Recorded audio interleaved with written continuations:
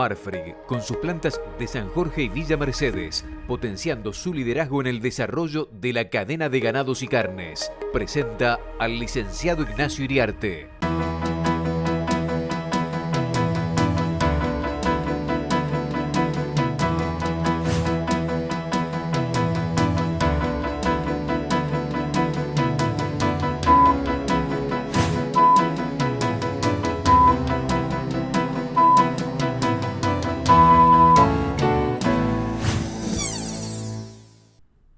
Amigos de Canal Rural, buenos días.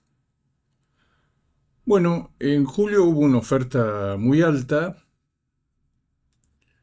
aún considerando que tuvo una gran cantidad de días hábiles, pero la faena fue 1.250.000 cabezas, inferior a julio del año pasado, pero una faena muy alta.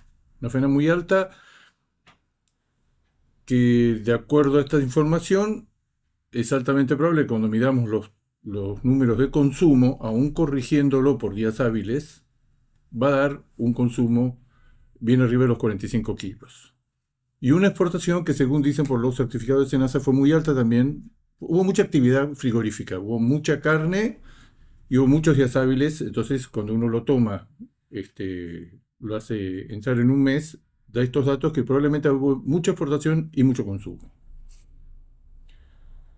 Estos niveles de faena obviamente no se van a sostener, de hecho no se están sosteniendo en el mes de agosto. Lo que estamos viendo es una confirmación de todos los datos, ahora encima, de todos los datos de los meses anteriores. Encima, estacionalmente están cediendo algunas categorías como es hembras, vacas y vaquillonas, está cediendo la faena, y novillos no hay. Entonces todo esto hace que en el mes de agosto difícilmente se repita un dato de faena tan alto. El consumo, vuelvo a repetir, no conocemos el dato de exportación, sabemos que es muy alto por los certificados de SENASA. Probablemente haya estado 85.000 toneladas con hueso, sin contar el hueso. Esta nueva manera que tenemos desde hace varios meses, el principio de año, de contar las exportaciones sin el hueso. El hueso se cuenta aparte, son cerca de 10.000 toneladas mensuales. Es muy importante, pero no mezclarlo como hacen los demás países con la exportación de carne. ¿Por qué podría estar aumentando el consumo? Es una serie de factores. Primero, que se está recuperando a partir de niveles muy bajos los salarios de un sector de la población, especialmente los salarios de los sectores organizados, registrados y demás. Esto es el índice que publica Previsión Social con los aportes, que incluye una gran cantidad de trabajadores, todos en regla, todos en blanco. Lo que está indicado en los últimos meses es que los salarios, después de caer muchísimo de noviembre hasta febrero, empezaron a recuperar lentamente terreno en términos reales. Hay una recuperación de ciertos sectores, es cierto que ha aparecido un nuevo ingrediente que es la desocupación.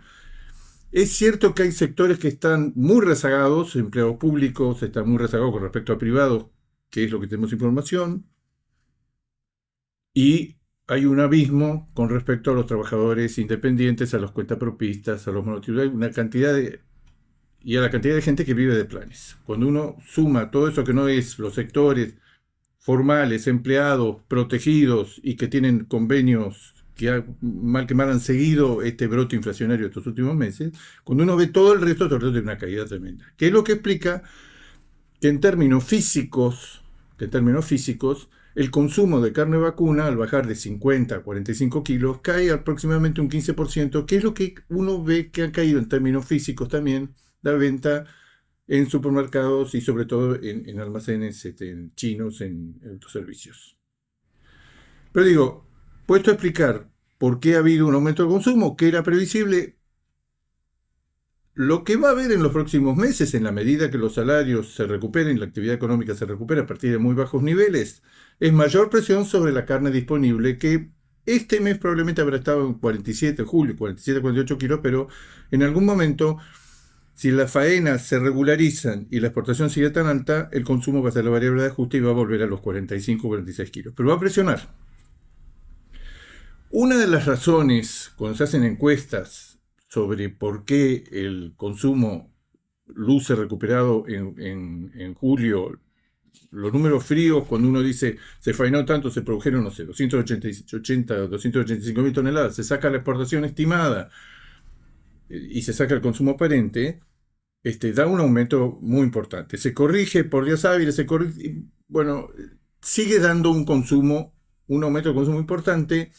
El consumo en general, hay algunos supermercados y algunas cadenas de carnicería que nos decían el consumo aparentemente tocó un piso y se está recuperando.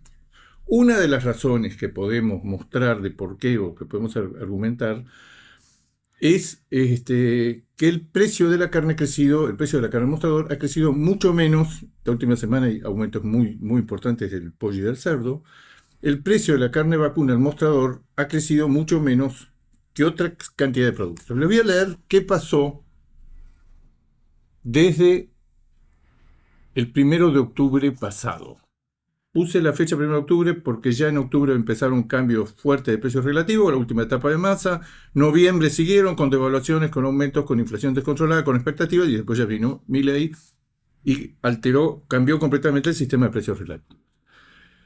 Con respecto a la carne vacuna al mostrador, subió 140% desde el 1 de octubre pasado y la inflación en el mismo periodo fue 187%. O sea que la carne cayó en términos reales del 1 de octubre para acá, por decir, el periodo de mayor cantidad de tormentas y de cambios en la economía, en los precios relativos en Argentina. Ahora, cuando uno ve por qué la carne ha quedado barata en términos de los restantes productos,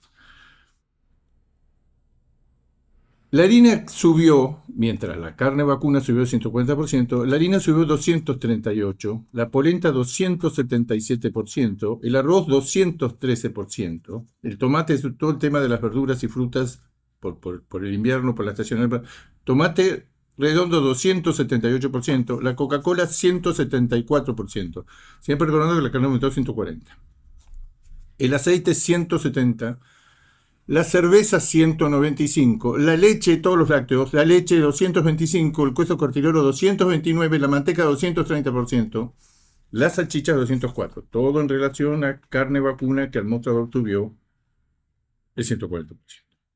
Ahora, hay otro rubro que es que es tan importante como todo esto, que son todos los servicios que ahora voy a nombrar, o todos los bienes y servicios que ahora voy a nombrar, que subieron muy por arriba, porque fue el reconocimiento de sus verdaderos costos, la liberación de los precios. Por ejemplo, la nafta subió, cuando la carne vacuna subió 140%, la nafta subió 264%. Los medicamentos 187%. El gas y la electricidad, que es un índice que toma... Todos los datos que estoy dando son de julio en relación a octubre de la capital federal, que tiene muy buen servicio de estadística de muchos años y que tomamos porque publica rápidamente con qué valores integra el índice. Contra 140% de la carne, 264% de la nafta, 187% de los medicamentos, 330% del gas y electricidad conjunta. El transporte, que es una parte esencial de lo que resigna un asalariado, un empleado en trasladarse para llegar al trabajo, 219%. Recuerden la carne, 140%. Gastos de vivienda, leas expensas, 190%. Educación, 163%. Salud, 201%. Yo estoy nombrando una cantidad enorme de cosas, casi ineludibles, como el transporte, como la salud, como los medicamentos. Hay una caída en la venta de nafta, hay una caída en la venta de medicamentos, pero todo esto que yo he nombrado, y que no es estrictamente, no se come, pero que quitan ingresos disponibles, después nos explicamos de por qué hay una caída tan fuerte en la demanda por carne vacuna. La demanda por carne vacuna, recuerden que en un año la carne vale aproximadamente al mostrador, en términos reales, lo mismo que valía hace un año, pero se consume 15% menos.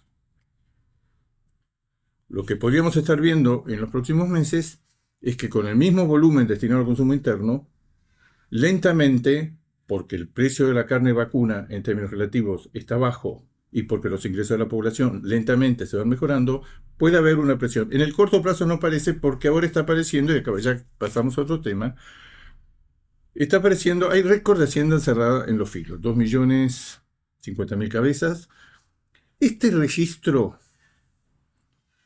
que es más alto que el del año pasado en plena seca, y que es mucho más alto que el 2021 y 2022, que fueron años normales. Yo me refiero a muchos años normales porque no nos podemos comparar con el año pasado. Nos debemos comparar con años donde el stock era más o menos parecido, la ganadería argentina no estaba ni en retención ni en liquidación, ofrecía más o menos lo que producía, o sea, había una correlación entre nacimientos, menos mortandad en relación a la faena. Faenábamos lo que podíamos faenar, cuando crecíamos muy poco, cuando liquidábamos muy poco. Siempre comparando, no con el año pasado, con respecto al año pasado, ustedes saben que estamos entre 10 y 11% de faena por debajo del año pasado. Pero todavía estamos por arriba de los años normales. O sea que todavía hay un ajuste en la oferta, mala noticia para todos los que operan alrededor de la carne, especialmente los exportadores. Hay todavía una oferta para hacer en la faena en los próximos meses y en el próximo año. Bueno, una faena que todavía le cabe un escalón para parecerse a los años. En realidad el escalón tendría que ser un poquito menor porque ya no tenemos el stock del 2021-2022, que eran años normales. Cuando entremos en la normalidad vamos a entrar, pero con 2 millones de cabezas menos, por lo menos que en aquel momento. Un momento reciente, para tomar como referencia en años normales cuánto matábamos. Y además hay otro componente que en ese momento se destetaban en la Argentina 15 millones y medio de terneros y de acuerdo a los datos de la vacunación contra la aftosa, este año vamos a destetar 800.000 terneros menos que en estas épocas que tomamos como referencia. La capacidad de fuego del rodeo no está dada por el stock, sino por lo que provee el stock, por el flujo del stock, que son los terneros menos la mortandad. Pero son los terneros. Y los terneros, creo que lo dijimos varias veces, la vacunación, los datos de las diferentes provincias que vamos juntando y que vamos armando y que se van a publicar, el dato de SENASA consolidado se va a publicar en las próximas semanas, va a dar probablemente entre 800 y 900.000 terneros menos. Y el dato de vaca es más difícil de conseguir. Yo he ido armando algo que da entre 700 y 800.000 vacas menos. Es un dato muy importante. Ya había habido un anticipo con el dato de sector ganadero de diciembre pasado. Pero uno mira hacia adelante y tiene otro dato. La encuesta del INTA de la Cuenca del Salado, que es cierto que la Cuenca del Salado es el sector que tiene mayor productividad en la cría en el país, y es una muestra, es una encuesta sobre un sector relativamente pequeño, es el 25% de los terneros que produce el país, pero esto confirma lo que me vienen diciendo de todas partes del país. Los índices de preñez del servicio 2023, parición 2024, va a empezar ahora en el segundo semestre, destete 2025, se han recuperado con respecto a los años de la seca, pero no en la medida de lo esperado y no en la medida que se parezcan a los de, vuelvo a repetir, al 2021-2022, años que llamamos normales. El mercado internacional, por su lado, sigue presentando un panorama excelente. Hemos comentado varias veces que el Departamento de Agricultura de los Estados Unidos viene corrigiendo trimestralmente, pero ya lo hizo 4 veces, sus cálculos de qué volumen de carne se va a comercializar en el 2024 a nivel internacional. El último número que dio luz a, cuarta corrección consecutiva, es del orden de las 650.000 toneladas. Lo que uno está viendo es que en función de lo que están exportando los principales países,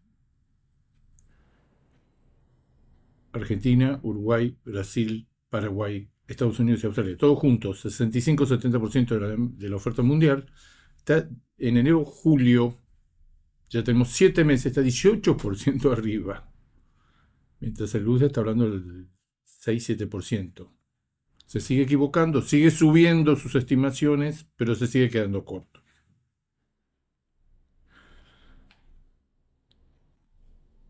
¿Qué datos firmes hay sobre el comercio mundial en lo que va del año? Bueno, Brasil, enero-julio. Brasil es el exportador más grande del mundo. Está 32% arriba. Nunca vimos una cosa así. Brasil no se sabe si lo va a poder sostener o no lo va a poder sostener porque el año que viene no va a tener la liquidación ganadera que tiene ahora. Pero tiene mercados, si bien ha vuelto a exportar grandes volúmenes a China, lo último que se sabe son 120.000 toneladas en julio. Está diversificando. O sea, este boom exportador no lo hace con China, lo hace con muchos otros mercados en el mundo que están demandando carne y que hacen que esta estimación de 650 a 700.000 toneladas de ayuda se queda corta y probablemente termine el año con 1 millón de toneladas de aumento del comercio mundial. Lo vemos a Brasil, al primer exportador mundial, le decimos, ¿y a vos en función de todo esto que estamos hablando, ¿cómo te va? Yo estoy 32% arriba del año pasado, un disparate, 32%. Australia, siempre en el top de los exportadores, está 27% arriba. Más modesto Uruguay, 14%. Pero si uno reúne, vuelvo a repetir, Argentina, Brasil, Uruguay, Paraguay, Mercosur, le agrega Estados Unidos, le agrega Australia, junta el 65-70%, que tenemos buenas estadísticas, a julio están 18% arriba del año pasado. Ya no es el 32% de Brasil, pero cuando uno pondera todo, se da cuenta que estamos enfrente a una magnitud extraordinaria de aumento de la demanda mundial, que es lo mismo que aumento de las exportaciones mundiales de carne vacuna. ¿En qué se basa esto? Se basa dos pilares. Estados Unidos con precios muy altos y una demanda de importación muy firme, que se calcula que se va a firmar en lo que resta del año. Argentina ya está acelerando el cumplimiento de la cuota, igual que lo que están haciendo todos los países, están acelerando el cumplimiento de la cuota.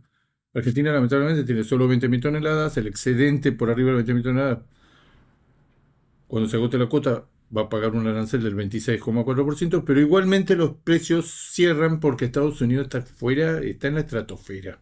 El novillo en gancho en Estados Unidos está rozando los $7 por kilo en gancho, cuando acá está en 3,94. Y en Brasil está a 2,60.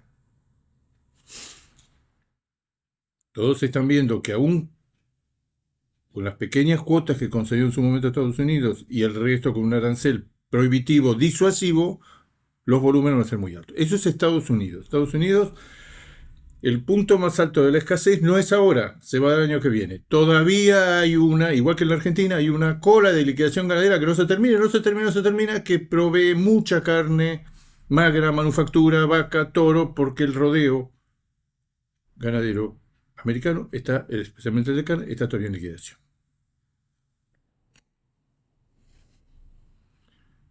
El otro gran protagonista es China. China, ustedes saben que viene bajando los volúmenes comprados, pero estamos viendo que la sumatoria de lo que le estamos mandando, que va a llegar dentro de 2 meses a China, desde Sudamérica, más Estados Unidos, más Australia, estamos viendo que China, las importaciones de China, lo que sale de Sudamérica ahora es la importación de China dentro de 2 meses por el tema del flete y la desadonización y toda la música.